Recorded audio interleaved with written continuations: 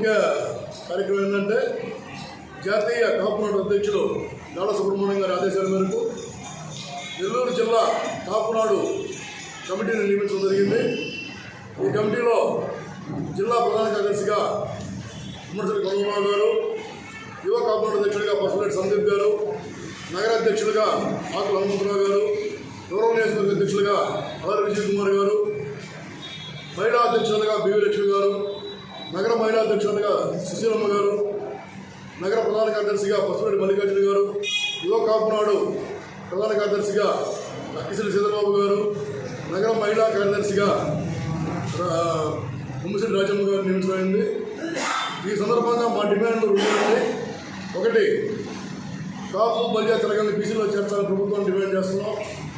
ఈ నెలాఖరులో భారీ స్థాయిలో జిల్లా కాపు బలితుల సమావేశం నిర్వహించడం జరుగుతుంది. దానికి మంత్రులు, మాజీ మంత్రులు, శాసనసభ్యులు హాజరవుతారు. అది తేదీ తొందరలో తెలియజేస్తాం.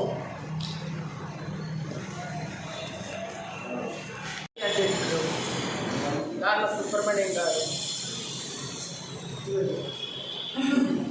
ఆయన మన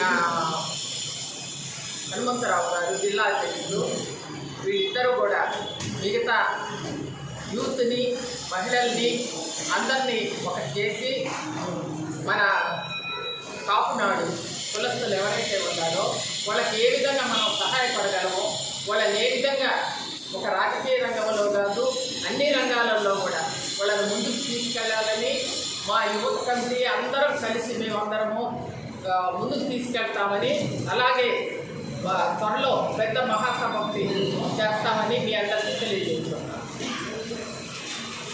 మీకు గాని ఈ వీడియో నచ్చితే లైక్ చేయండి, షేర్ చేయండి, సబ్స్క్రైబ్ చేయండి. మరిన్ని వీడియోల కోసం గంట సింబల్ని ట్యాప్ చేయండి.